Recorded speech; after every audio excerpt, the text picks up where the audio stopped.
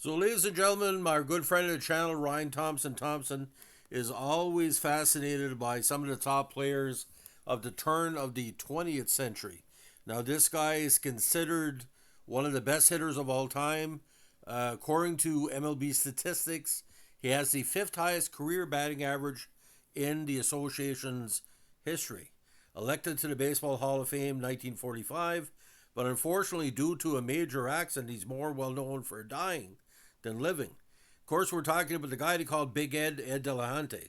Now, Edward James Delahanty, born October 30, 1867, centennial year in Canada, in Cleveland, was an American pro baseball player who spent his MLB career playing with the Philadelphia Quakers, the Cleveland Infants, the Philadelphia Phillies, and the Washington Senators. He was renowned as one of the game's early power hitters, and while primarily a left fielder, he also spent time as an infielder. He won a batting title, batted over 403 times, and has again the fifth highest career batting average in MLB history. He was elected to the Baseball Hall of Fame in 45. Unfortunately, he died as a result of falling into the Niagara River or being swept over Niagara Falls, yet to be determined, after being removed from a train while intoxicated. Delahanty's biographer argues that baseball for Irish kids was a shortcut to the American dream and to self indulgent glory and fortune. By the mid 1800s, these young Irishmen dominated the sport and popularized a style of play that was termed heady, daring, and spontaneous.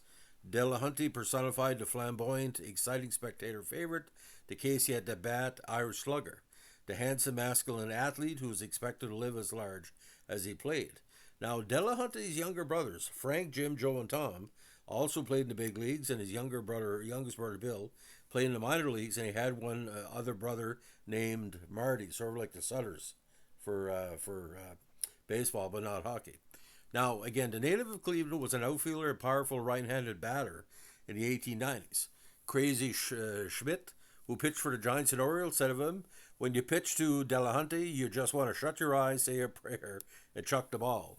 The Lord only knows what will happen after that." This was a quote from Autumn Glory by Louis P. Missouri. Delahanty attended Cleveland Central High School and went on to college at St. Joseph's. His baseball career started with the semi-pro Cleveland Shamrocks. He then signed on to play pro baseball with Mansfield of the Ohio State League in 1887. Later that campaign, he played minor league ball in Wheeling, West Virginia. Before the 1888 season, the Wheeling team sold Delahanty to the Phillies for, get this, the princely sum of $1,900. Again, he became the most prominent member of the largest group of siblings ever to play in the major leagues, as his brothers Frank, Joe, Jim, Joe, and Tom also spend time in MLB. Now, the Phillies eventually obtained Delahanty as a replacement for Charlie Ferguson. Ferguson was a pitcher who had converted to second base for his final season, but died early in 1888 from typhoid. Delahanty was brought in to fill for him at second base. He began his career on May 22nd, 1888 with the Philadelphia Phillies in the National League, playing 74 games that season with a 2.28 average, one home run and 31 RBIs. The next year in 56 games, he rose his average by 65 points to 293.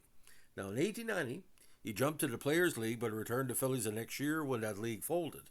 Upon rejoining the Phillies, he became the team's starting left fielder. However, his off-the-field activities and excess consumption of alcohol limited his performance. He hit 306 and tallied 6 home runs and 91 RBIs in 1892.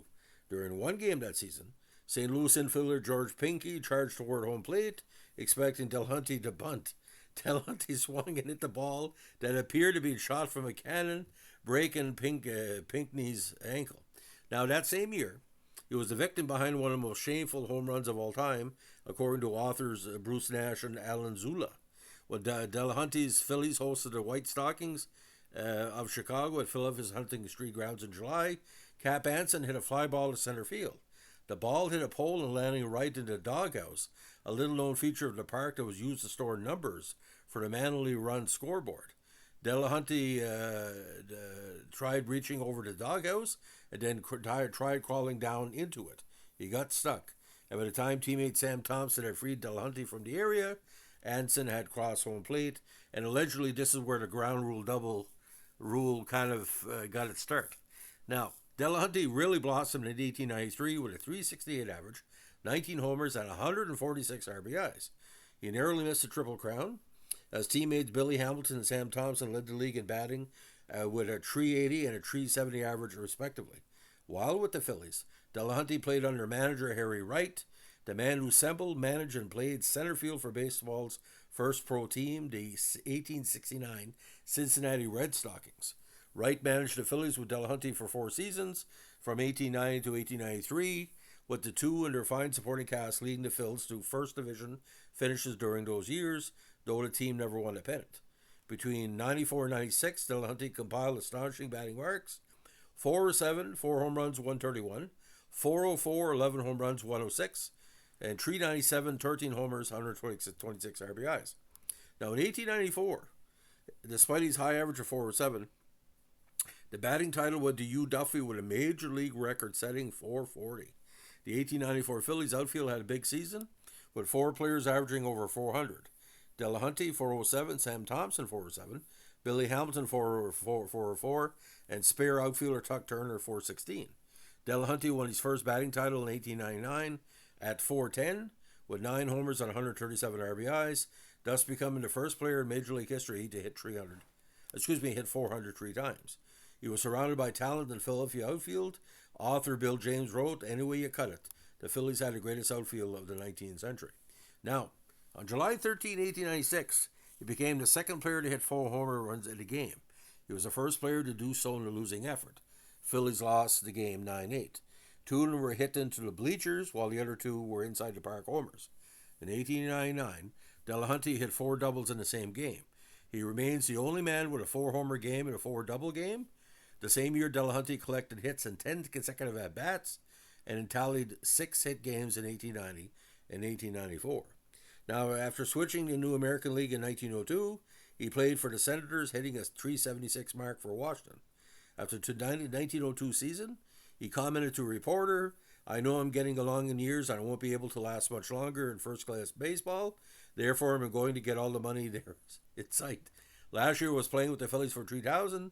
This season, the Senators, who gave me $4,000. If I can get $5,000, no one can blame me for taking it.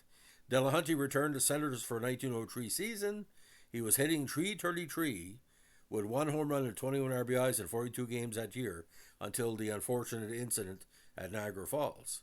Now, Delahanty died when he either fell in the Niagara River or was swept over Niagara Falls in early July 1903.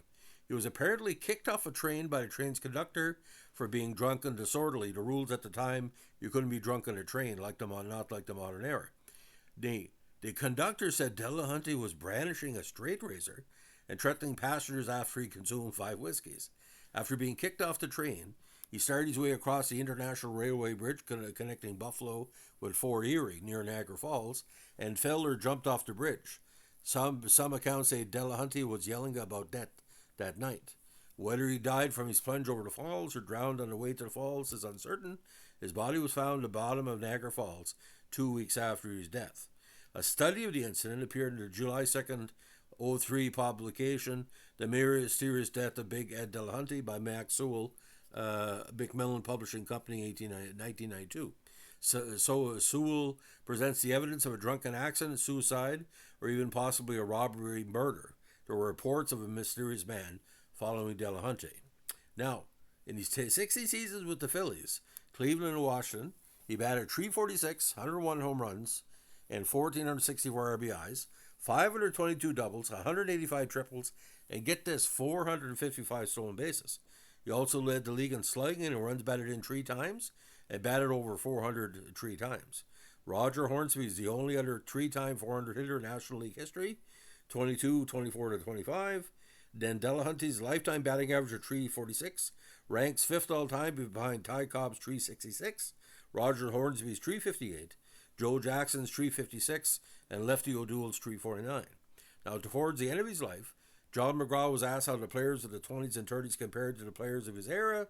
Ed Delahanty was as great a hitter as I ever seen, was his reply. In 2008, he was memorialized by the band The Baseball Project on their album Volume 1, Frozen Ropes and Dying Quails. The song The Death of Big Ed Delahanty is a driving punk-influenced ballad. Now, during Delahanty's career, reporters referred to him as Big Ed. Friends and teammates usually call him Del. The Hamburg Marines, a German baseball club, also named their ballpark in Hamburg Quarter Bill Werder after Ed Delahanty. Now, just to recap his great career, member of the Baseball Hall of Fame through the Old Timers Committee in 45, the Quakers, 1888 to 89, Infants, 1890, Phillies, 10 years, 91 to 01, and the Senators, 02 to 03, NL batting champion, 1899, two-time NL home run leader, 93 and 96, three-time NL RBI leader, 93, 96, 99, NL stolen base leader, 98, four home runs in one game, July 13th, 1896, and of course, a well-deserved member of the Philadelphia Phillies Hall of Fame. So, Unsolved Mysteries, or, that new Dan Aykroyd series, maybe we should take this on. A lot of people believe it was either he killed himself because he was drunk by accident, or he was drunk and he killed himself because he just could be depression or whatever. What to be depressed about? You're at the top of your game.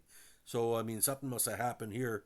Either way, it was a mysterious death that, so many years later, we're still trying to solve. We're dealing with like 121 years of a cold case, and died after the day, Canada Day, so there wasn't probably many people around that area for the anniversary of Canada's birthday, so who knows. So, ladies and gentlemen, that's the story of the great Ed Delahanty, and we our good follower of the channel, Ryan Thompson.